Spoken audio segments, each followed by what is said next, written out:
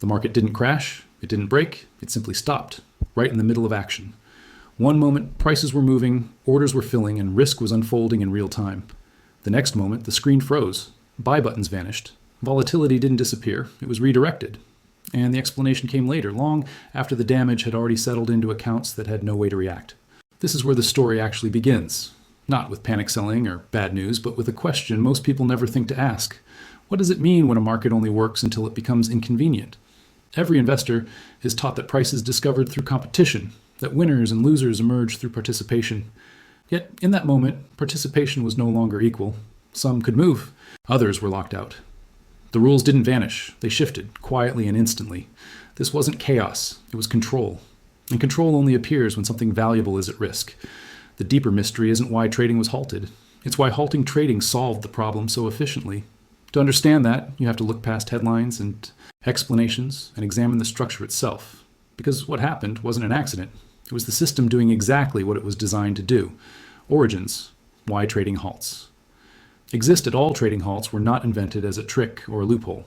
They were created as a reaction to fear, speed, and loss of control inside increasingly complex financial systems. In the early days of stock markets, trading happened face to face. Prices moved slowly and panic unfolded over hours or days. As technology accelerated trading in the 20th century, price collapses began happening faster than human decision-making could handle. The 1929 crash exposed how unchecked selling could destroy confidence and liquidity at the same time. Later, the 1987 crash proved that computerized trading could erase billions in minutes. Regulators learned a hard lesson. When markets move too fast, rational behavior disappears. Trading halts emerged as emergency brakes, designed to pause activity long enough for information to spread evenly and emotions to cool. The original idea was simple cause and effect. If prices fall too rapidly, fear feeds on itself. If fear feeds on itself, markets collapse beyond fundamentals. Halts were meant to interrupt that loop, not to influence direction, winners or losers, and not to shield specific participants from the consequences of their positions during turbulent periods. As markets modernized, halts became standardized rules embedded into exchange infrastructure.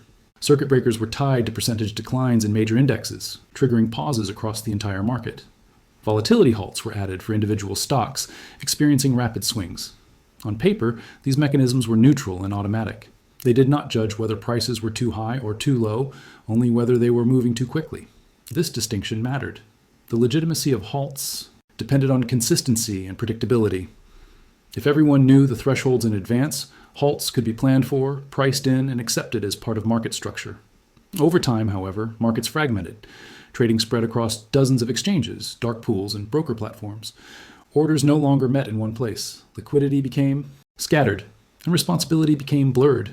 Clearinghouses, brokers, and exchanges each gained partial authority over whether trading could continue.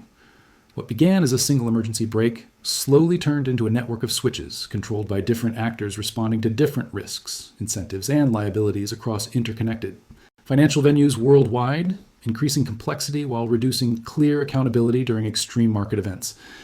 The final shift happened quietly, driven by risk management rather than investor protection. Modern halts are no longer only about panic, they are about exposure. When volatility spikes, collateral requirements increase. When collateral increases, intermediaries face liquidity strain. If that strain threatens the system, activity is paused. The justification sounds technical, but the effect is deeply consequential. Halts now exist to protect the plumbing of the market, not merely its participants. That means the system itself becomes the priority. Stability is valued over uninterrupted price discovery. This change explains why halts feel different today.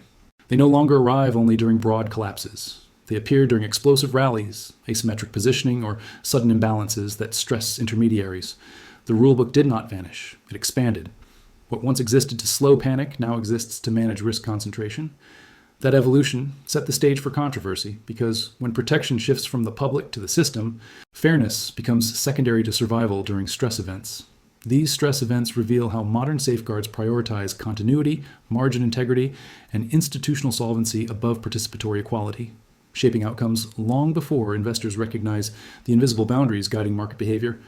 Over time, this design transformed halts from rare interventions into expected responses, normalizing interruptions and conditioning participants to accept pauses as structural necessities rather than exceptional disruptions imposed during extraordinary moments. The origins matter because they explain how protective tools evolved into power mechanisms. Rise: How Halts Expanded with Modern Markets. The expansion of trading halts accelerated as markets transitioned from human-paced systems into automated networks dominated by speed and scale. Electronic trading removed physical limits, allowing capital to move globally in milliseconds. This efficiency increased volume, but also amplified fragility. Algorithms reacted not to context, but to signals, often reinforcing momentum rather than moderating it. A small imbalance could trigger a cascade of orders, multiplying volatility far beyond the original cause. Exchanges responded by refining halt mechanisms, adding layers designed to catch these feedback loops before they spiraled. What changed during this phase was intent. Halts were no longer only defensive reactions to crashes, they became proactive controls built into daily operations. Volatility itself was treated as a threat, regardless of direction. This shift aligned market design with the needs of institutions managing massive, leveraged positions that could destabilize the system if forced to unwind too quickly. As trading speed increased, tolerance for uncontrolled price discovery decreased, embedding interruption as a routine feature rather than an emergency exception. Retail participation surged alongside this transformation, altering how halts functioned in practice. Commission-free platforms lowered barriers and attracted millions of new traders whose activity patterns differed sharply from institutional norms. Instead of gradual allocation shifts, retail flows often concentrated into specific stocks, options contracts, or themes, producing sharp price movements disconnected from traditional valuation models. These surges collided with legacy risk frameworks built around predictability and diversification. Clearinghouses demanded higher collateral when volatility spiked, pushing brokers into liquidity stress. In response, brokers leaned on contractual authority to restrict activity, effectively creating broker-level halts that operated independently of exchanges. This marked a critical evolution. Control over market access migrated away from centralized rules toward decentralized discretion. The halt was no longer a visible market-wide pause. It became an invisible wall encountered only by certain participants. The rise of these selective interruptions changed perception. Markets still appeared open, but access depended on internal risk thresholds unknown to the public. As the structure solidified, incentives aligned in a way that encouraged intervention during extreme moves. Institutions providing liquidity, clearing risk, or internalizing orders faced asymmetric downside during rapid price expansion. Halts and restrictions offered time, recalculation, and protection from disorderly exposure. The system rewarded stability over transparency. Over repeated cycles, these interventions normalized. Each event set a precedent, broadening the definition of acceptable interruption. Participants adapted, adjusting strategies around expected pauses rather than continuous trading. This adaptation reinforced the cycle, making halts part of price behavior itself. Volatility began to cluster around reopening moments. While true discovery fragmented across time, the rise of halts thus reshaped market dynamics quietly but profoundly. What once slowed panic now shaped opportunity. Understanding this rise is essential, because it explains why modern halts feel less like safety features and more like structural levers guiding outcomes, during moments when imbalance threatens the architecture holding the market together. Breaking point: when the system chose to intervene. The breaking point arrives when accumulated pressure inside the market S structure can no longer be absorbed without intervention. This pressure is not caused by a single trade or a sudden headline, but by layered exposure building over time. Leverage compounds, short interest concentrates, options positioning tightens, and liquidity thins as volatility rises. Under normal conditions, these forces offset each other. During stress, they align. Prices begin to move faster than models anticipate. Margin requirements escalate automatically. Clearing obligations expand. At this stage, the market is no longer responding to information, it is responding to its own internal mechanics. The breaking point occurs when continuing normal trading would force rapid liquidation, cascading defaults, or systemic strain. At that moment, intervention becomes the least disruptive option available to those responsible for maintaining continuity, even if it disrupts participants unevenly. When trading is halted or restricted, the immediate effect is a distortion of price discovery. Markets rely on the interaction between buyers and sellers. Removing one side breaks that mechanism. Liquidity does not disappear equally. It withdraws selectively. Selling can accelerate while buying stalls, or vice versa, depending on how restrictions are applied. This imbalance produces artificial price movement that reflects access constraints rather than genuine sentiment. The justification is always framed around stability, yet stability here refers to the system's ability to function, not the fairness of outcomes. The breaking point exposes a hierarchy. Infrastructure protection outranks participant symmetry. The market continues, but on altered terms. Those with uninterrupted access can reposition, hedge, or unwind. Those without it are frozen in place, forced to absorb the consequences of decisions made elsewhere. The deeper consequence of the breaking point is precedent. Each intervention redraws the boundary of acceptable control. What was once considered extraordinary becomes defensible, then routine. Explanations arrive after the fact, supported by technical language that obscures impact. Risk models are cited, liquidity is referenced, and responsibility diffuses across entities. No single actor appears to choose the outcome, yet the outcome is unmistakable. Prices reverse, pressure dissipates, and the system stabilizes. The moment passes, but its effects persist. Participants adjust expectations, anticipating future interruptions during similar conditions.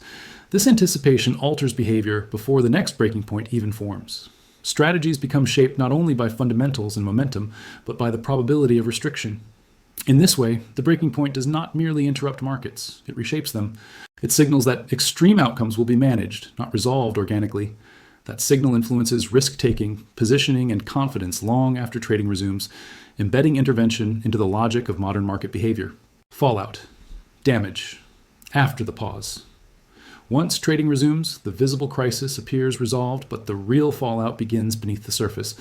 Prices may stabilize, volatility may decline, and headlines may move on, yet the distribution of losses and gains has already been reshaped. Investors who were unable to act during restrictions are locked into outcomes they did not choose. Some exit at distorted prices, others hold positions far riskier than intended, and many discover that their strategies failed not because they were wrong, but because access disappeared at a critical moment. The halt does not erase imbalance, it transfers it. Losses that might have been spread across participants concentrate on those with the least flexibility. This concentration creates silent damage, rarely captured in official reports, but deeply felt by individuals whose risk calculations were overridden by external controls. Institutional responses during the fallout are measured and technical. Reviews are responsibility fragments across brokers, exchanges, and clearing entities, each pointing to contractual authority or systemic obligation. This diffusion makes accountability difficult to assign. Public attention focuses on dramatic moments rather than structural consequences. Over time, narratives shift from disruption to resilience. The system is praised for holding together under stress. What is rarely discussed is how resilience was achieved and at whose expense. The absence of visible collapse is treated as success, reinforcing the logic that intervention was necessary and justified. This framing shapes future expectations, conditioning participants to accept unequal outcomes as the cost of stability, rather than as signals of imbalance within the structure itself. The long-term fallout is erosion of participation quality. Some investors reduce exposure, others adopt defensive strategies, and many disengage entirely. Liquidity becomes more cautious, more reactive, and more sensitive to perceived intervention risk. Markets appear calmer on the surface, but thinner underneath. Volatility shifts from continuous movement to sudden gaps around restrictions and reopenings. This pattern increases uncertainty rather than reducing it. Each intervention leaves behind a memory that influences behavior during the next stress event. Participants trade not only based on price and information, but on fear of exclusion. Over time, this fear reshapes market culture. Engagement becomes conditional. Confidence becomes provisional. The fallout of a halt is not measured solely in price changes, but in altered expectations about fairness, access, and predictability. These changes accumulate slowly, often unnoticed, until participation itself becomes fragile. The market survives each episode, yet emerges subtly transformed, carrying forward the unresolved tension between stability and equity that no review or statement fully addresses. Failed fixes, why the same problem persists. After every major disruption, fixes are promised. Committees form, reports are published, and technical adjustments are proposed to reassure participants that the issue has been addressed. Settlement timelines are discussed, disclosure rules are refined, stress tests are updated. These measures create the appearance of progress, yet they consistently fail to address the central imbalance that caused the disruption in the first place. The core structure remains unchanged. Control over market continuity still sits with intermediaries, whose primary obligation is risk containment, not outcome symmetry. As long as stability is defined narrowly as the avoidance of institutional failure, fixes will target symptoms rather than causes. Each reform smooths edges without questioning whether selective interruption itself distorts the market's fundamental purpose. One reason these fixes fail is fragmentation of authority. No single entity governs the entire market. Exchanges manage trading venues, brokers manage access, clearinghouses manage settlement risk, and regulators oversee compliance after events unfold. When stress emerges, decisions are made locally but felt globally. This fragmentation allows each actor to operate within its mandate while contributing to a collective outcome no one fully owns. Proposed fixes often reinforce this structure rather than challenge it. More buffers are added, more discretion is codified. More scenarios are modeled. None of this restores continuous, equal participation during extreme conditions. Instead, it legitimizes interruption as a necessary tool, embedding it deeper into the framework. The market becomes safer for itself, but not more balanced for those within it. Another limitation is the reliance on historical data to design future safeguards. Models are built using past crises, assuming future stress will resemble previous patterns. Modern markets, however, evolve faster than regulatory cycles. New instruments, new participants, and new strategies emerge between each review. By the time fixes are implemented, behavior has already adapted. Participants learn how interventions work and adjust positioning accordingly. This adaptation increases the likelihood of future stress, concentrating in unexpected places. Fixes lag reality. They respond to the last disruption while the next one forms elsewhere. This creates a perpetual gap between regulation and behavior, ensuring that interventions remain reactive rather than preventative. The most significant failure, however, is conceptual. Fixes assume that halts are neutral tools that can be optimized. They rarely question whether selective interruption is compatible with fair price discovery. As long as that assumption holds, reforms will focus on efficiency rather than equity. Markets will continue to pause when pressure threatens infrastructure, regardless of who bears the cost. The problem persists because it is not framed as a problem of power, but as one of mechanics. Until that framing changes, fixes will continue to miss their target. The system will survive each episode, strengthened in its defenses, yet unchanged in its priorities, repeating the same cycle under the banner of improvement while leaving the underlying tension unresolved. Trading halts reveal something deeper than volatility. They expose how modern markets are designed to survive stress, even if survival reshapes outcomes. What began as a safeguard against panic evolved into a mechanism that manages risk by controlling participation. Each intervention leaves behind more than price movement. It leaves precedent. Over time, those precedents teach participants when access may vanish, how power is exercised, and whose interests are prioritized when pressure builds. This knowledge quietly changes behavior long before the next crisis appears. The unresolved question is not whether halts will happen again, but how often and under what conditions. Markets built on speed, leverage, and complexity will continue to generate breaking points. When they do, the response will likely follow the same pattern. Pause, justify, normalize. The danger lies in familiarity. When interruptions feel ordinary, scrutiny fades. When scrutiny fades, imbalance hardens into structure. Stability becomes the headline, while fairness becomes an afterthought. Understanding this cycle is no longer optional for participants. It is a form of risk management in itself. Knowing when price discovery can be interrupted matters as much as knowing fundamentals or trends. If this analysis challenged your assumptions, support the work by liking the video.